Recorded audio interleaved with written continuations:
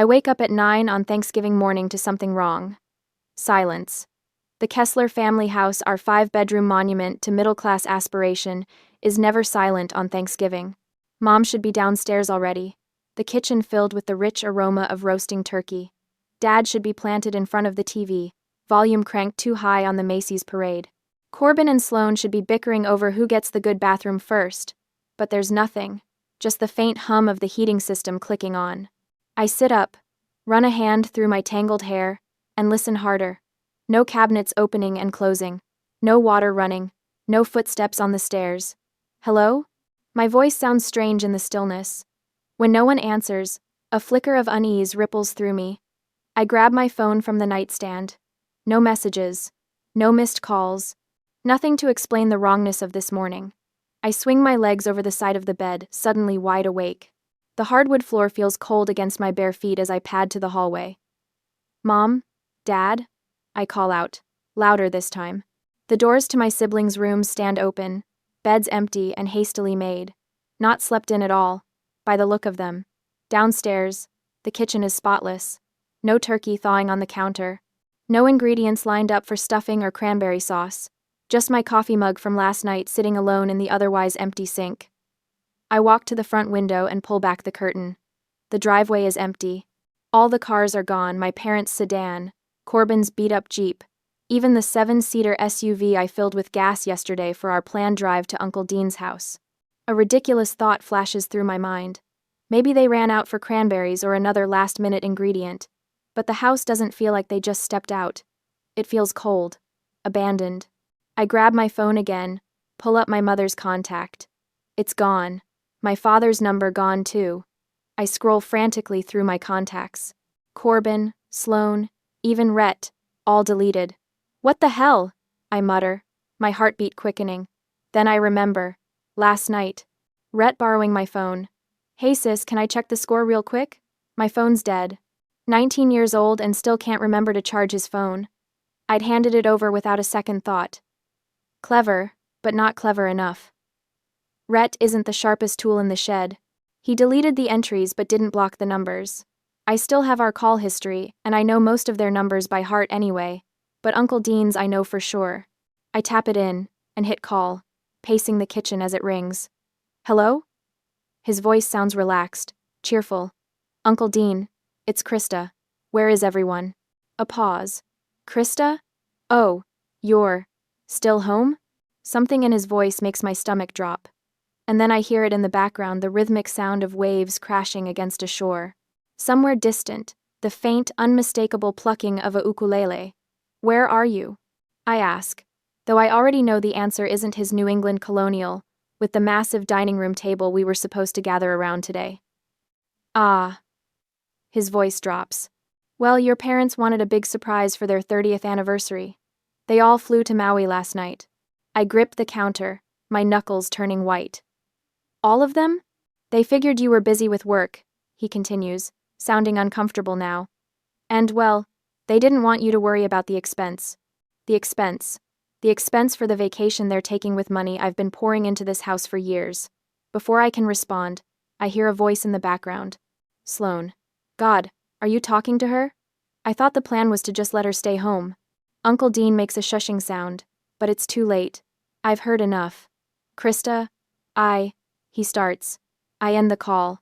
The kitchen feels colder now as I stand motionless, my phone clutched in my hand. This wasn't some last-minute prank. This was planned, orchestrated. They deleted my contacts. They snuck out in the night. They left me behind deliberately. My gaze drifts to the calendar on the fridge, where I'd circled today's date and written, Thanksgiving at Uncle Dean's, in my neat handwriting. Next to it, the list of chores I'd completed to get ready. Clean guest bathroom, gas up SUV, pick up wine. This wasn't a prank. This was deliberate, malicious financial exclusion. They wanted a luxury vacation using the money I paid for the mortgage, and they didn't want me there. I wait for tears, for the crushing weight of betrayal to bring me to my knees. But it doesn't come. Instead, something strange happens. A crystalline clarity washes over me. Every moment of the last 6 years, every check I've written, every bill I've paid, every sacrifice I've made while my siblings took snaps into sudden, Perfect focus. I don't cry. I don't scream. I don't throw things. I just stand in the silent kitchen of a house that isn't really mine, feeling something final click into place inside me. I am done. The phone clicks dead in my hand. Uncle Dean's voice and Sloane's careless complaint fade into silence, but their echoes remain, ricocheting through my mind like stray bullets. I sink into a chair at the empty kitchen table, my coffee mug from last night still sitting in the sink, the only evidence anyone lives here at all. The house feels cavernous now, each empty room mocking me with its silence. 6 years. The number materializes in my mind with perfect clarity. 6 years of being the invisible pillar.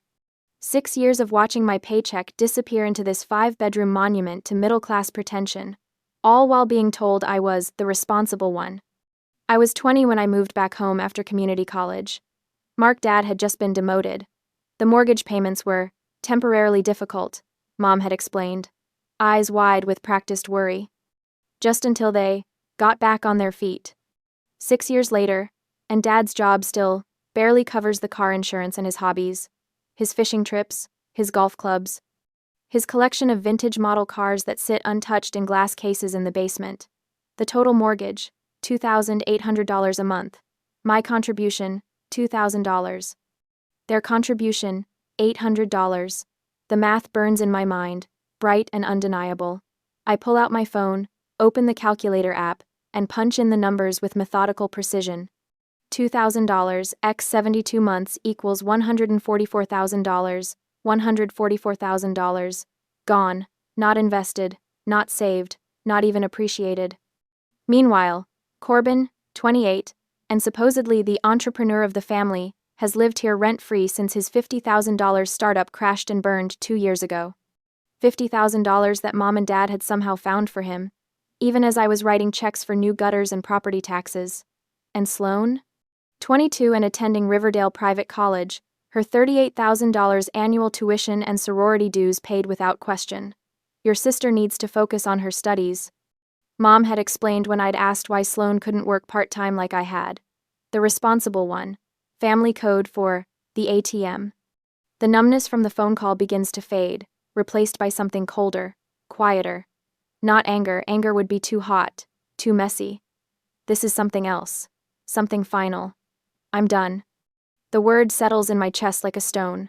Done. They left me. But they left me in the house I paid for, connected to the utilities I managed. They assumed I would just wait. And keep paying. For what? The privilege of being excluded? The honor of funding Maui vacations I wasn't invited to? I don't throw things. I don't scream. Those reactions would give them too much power, confirm their whispered assessments that I'm too emotional, or can't take a joke. Instead, I walk to my home office, the smallest bedroom, the one with the water stain on the ceiling that no one else wanted. I pull open the bottom drawer of my filing cabinet and extract a 3-inch binder, its weight substantial in my hands. 6 years of receipts. 6 years of bank statements. 6 years of warranties for appliances and electronics I purchased when the old ones broke down. 6 years of evidence. I carry the binder to the kitchen table and open my laptop. But I don't book a flight to Maui. I don't compose an angry email. I don't even check social media to see if they've posted sunny photos from the beach yet. I Google local moving companies, immediate availability. Several options appear, but most are closed for the holiday weekend. One company, however, advertises a premium holiday emergency move service. Their rates are double the normal price. I dial the number. Reliable movers. This is Troy. Hi, Troy. I need to move out of my current residence. Tomorrow morning. Is that possible? Troy sounds surprised but professional. Yes, ma'am, but I should warn you our holiday rates are... That's fine. I cut in. I'll need a truck large enough for several major appliances and furniture pieces. We can handle that. 8 a.m. Work for you? Perfect. I hang up and look around the kitchen. The high-end, front-loading washer and dryer I bought last year after Sloane complained the old ones were gross. The 4-door smart fridge I purchased when the original one died during a heat wave. The $900 espresso machine Corbin and Sloane use every morning without ever buying a single bag of coffee. All in my name. All paid for with my money. They wanted to talk about expenses. Let's talk about expenses. I open my laptop again and search for studio apartments within a 30-minute drive of my office. Something becomes available next week, but I find a complex offering immediate move-in for an additional fee. I make the call, put down the deposit, and schedule the lease signing for tomorrow afternoon. Next, I create a detailed inventory of everything I've purchased for this house. The 80-inch 4K TV from the living room, my $2,500 bonus from last year, the high-speed Wi-Fi router and mesh system, the new dishwasher. Item by item, I catalog what's mine, not in anger, not in vengeance, in simple, cold accounting. 7 days, I think. They'll be gone for 7 days. When they return, expecting the comfort they've always taken for granted, expecting me to have maintained their lives in their absence, they'll find something very different waiting for them. I run my fingers over the binder, feeling the plastic cover, cool and smooth beneath my touch. 6 years of being the responsible one. 6 years of being the invisible foundation that everyone stands on but no one sees. I close the binder. I've been responsible long enough. The moving truck arrives at 8 the next morning. I stand in the driveway, my 3-inch binder tucked under my arm like a shield, watching 3 men in matching blue uniforms climb out. The logo on their truck, Premium Holiday Relocations, cost me triple the normal rate, worth every penny. Miss Kessler? The foreman approaches, clipboard in hand. We're ready when you are. I nod, opening my binder to the tab section marked Purchases. Let's start in the living room. Inside, I point to the 80-inch 4K TV mounted on the wall. That comes down first. The foreman raises an eyebrow at the massive screen. Nice TV. My $2,500 bonus from last March, I say, tapping the receipt in my binder. The paper is crisp, preserved in a plastic sleeve. The bracket stays it came with the house. The men work with practiced efficiency. One disconnects cables while 2 others carefully unmount the TV. In less than 10 minutes, they're wrapping it in protective blankets. I move through the house like a general, binder open, pointing out each item. This isn't an emotional rampage. It's inventory management. The washer and dryer in the laundry room, I say, leading them down the hall. I bought them after Sloane complained the old ones were gross. I remember her exact words.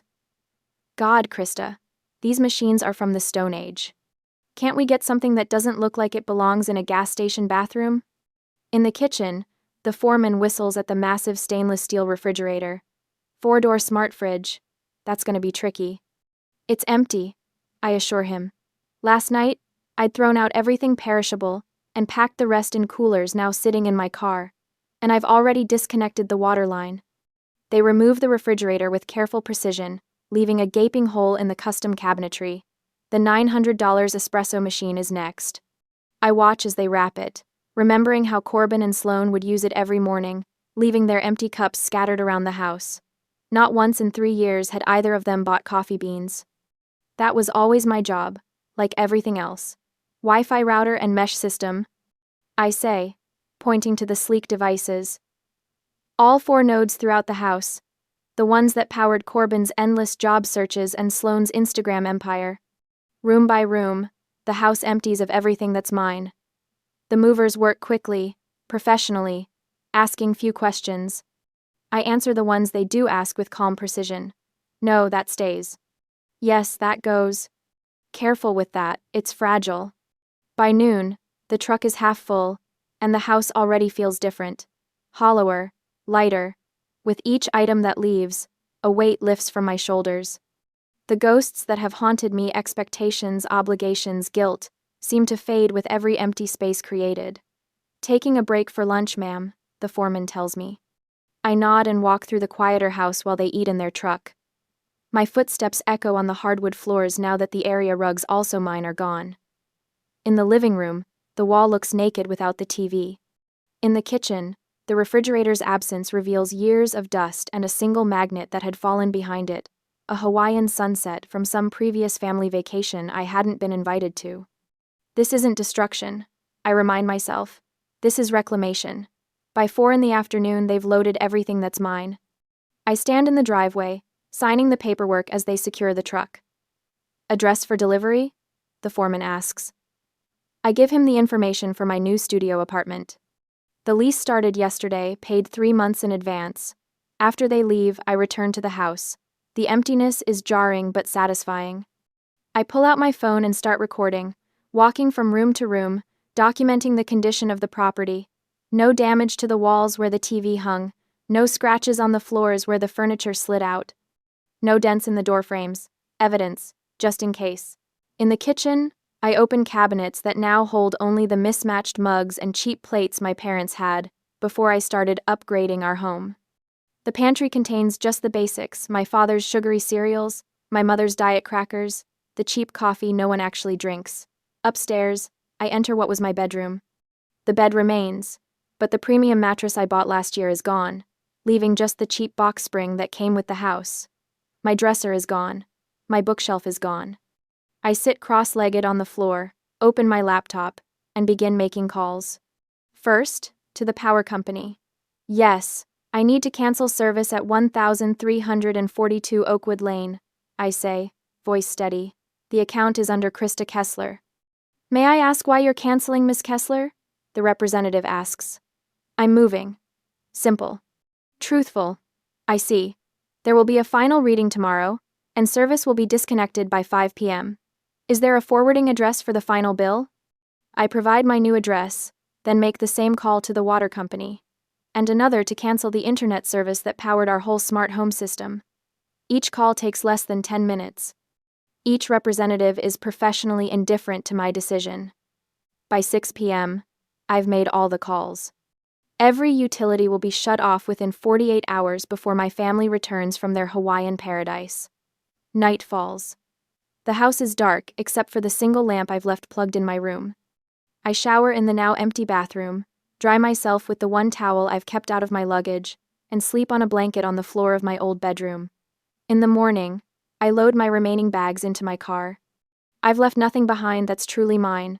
In the kitchen, I place my house keys on the counter.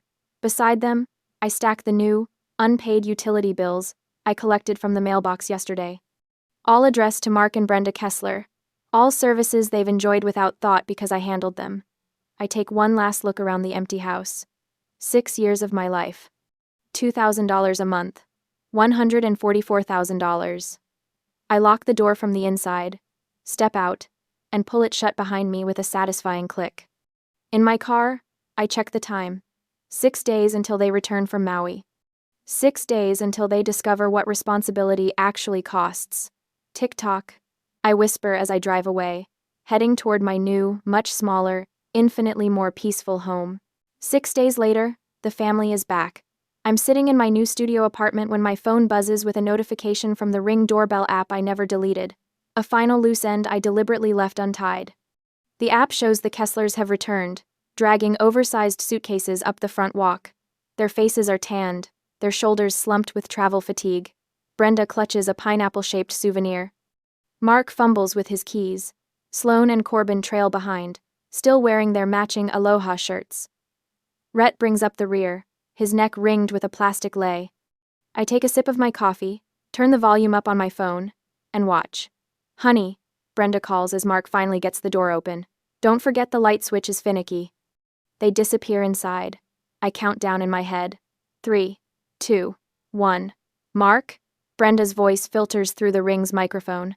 The lights aren't working. Hang on, Mark replies, his voice growing fainter as he moves away from the door. Let me check the breaker. A minute passes. The door remains open, spilling their conversation onto the porch where the Ring camera captures every word. Nothing's working, Mark calls back. The power's out.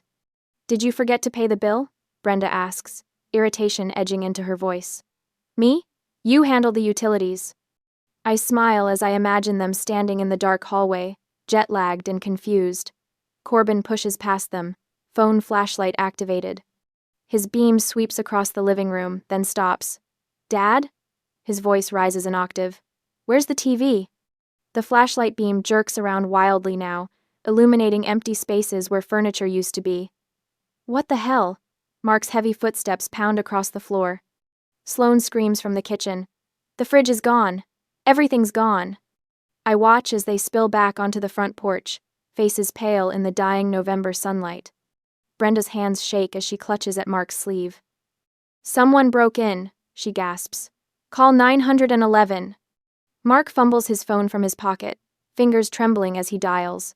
I watch his face contort as he explains the situation to the dispatcher, describing a robbery in progress. Corbin paces the porch, his own phone gripped tightly in his hand. His brow furrows as something occurs to him. The Ring camera, he says suddenly. We can check the footage. Of course Corbin would think of that. The tech guy of the family who couldn't even launch a successful startup with $50,000 of funding. I take another sip of my coffee as I watch him tap at his phone, accessing the same app I'm currently using. I know the exact moment he finds the footage from 3 days ago. His face drains of color, mouth dropping open. She took everything, he stammers. The others crowd around his phone. I can picture the video playing on his screen. Me, clipboard in hand, directing the movers as they carefully load the 80-inch TV, the smart fridge, the washer and dryer, the espresso machine. All documented, all organized, all mine. Krista did this? Brenda's voice breaks on my name. But why would she? Because she's crazy, Sloane cuts in. I told you she was getting weird. Mark takes the phone from Corbin, watching the footage with narrowing eyes. When he looks up, his face is rigid with fury. She can't do this, he growls. This is our house. I set my phone down on the coffee table of my new apartment and walk to the window. Outside, the November sunset paints the sky in shades of orange and purple. My studio is small, but the light here is beautiful.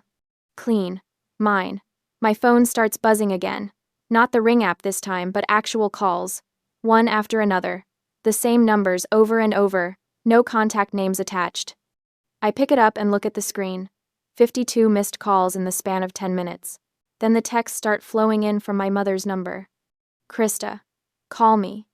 Where are you? The house was robbed. I set the phone face down on the table and make myself a fresh cup of coffee.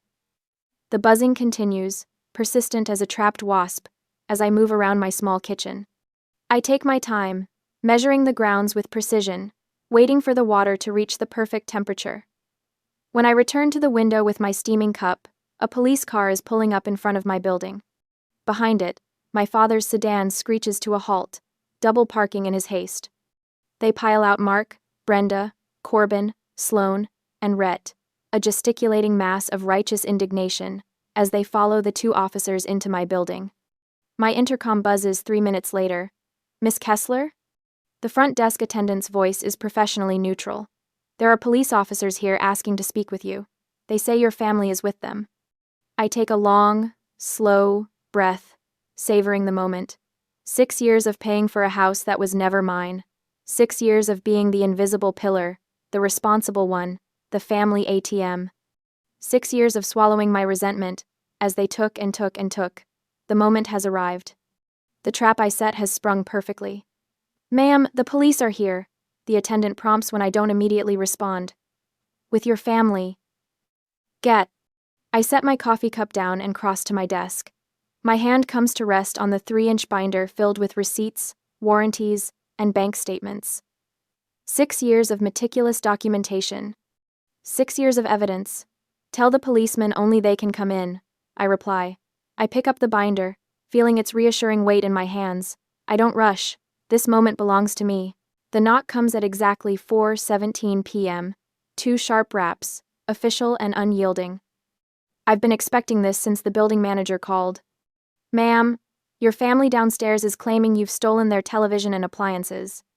The officer's voice is neutral, professional. He's young, maybe 30, with close-cropped hair and a name tag reading, Officer Brennan. His partner, older with salt and pepper hair, stands slightly behind, watching my face for a reaction. I don't give him one. Please come in, I say, stepping back from my apartment door. I have coffee. The studio is small but immaculate. My 80-inch TV dominates one wall, the espresso machine gleams on the counter. Everything, I took everything that was mine, fits perfectly in this space. I've been waiting for this moment for 9 days. Black or cream? I ask, pouring from the carafe. Black. Thank you, Officer Brennan says, his eyes scanning the apartment. I hand him the mug, then reach for my 3-inch binder sitting ready on the counter. The weight of it is reassuring in my hands. 6 years of meticulous documentation. 6 years of receipts, bank statements, and warranties, all organized by date, item, and payment method. This should clarify things, I say, handing him the binder. The lead officer takes it, balancing his coffee in one hand. He flips it open, his expression unchanging as he turns the plastic-protected pages. He pauses at the invoice for the TV. This is the television they're referring to? The 80-inch 4K?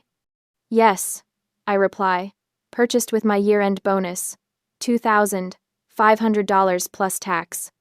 He nods, flipping more pages. His finger traces down a highlighted bank statement, then stops at a warranty card with my name printed clearly on it. He finds the bill of sale for the fridge, pauses at the washer and dryer documentation, raises an eyebrow at the espresso machine receipt. The older officer leans in, murmuring something I can't hear. Officer Brennan nods, then closes the binder. Everything appears to be in your name, Miss Kessler, he says, handing it back. His eyes meet mine, and I see something shift there, a reassessment. Ma'am, do you want us to file a harassment report on your behalf? The question hangs in the air between us. 6 years of silent contribution, 6 years of being the responsible one, the ATM. 6 years of watching Corbin waste $50,000 on a startup that never started up. 6 years of Sloane's private college tuition and sorority dues being paid without question, while I covered mortgage payments that should have been my parents' responsibility. No, I say finally. That won't be necessary. He nods, understanding in his eyes. We'll take care of it. Thank you for the coffee. I don't follow them to the door. I don't need to watch what happens next. Through my open window, I hear the commotion 3 floors down. My father's voice, rising in indignation. My mother's tearful protests. It's a civil matter. Officer Brennan's voice carries up clearly. She has provided documentation of ownership for all items in question. You need to leave the property now, or be cited for trespassing.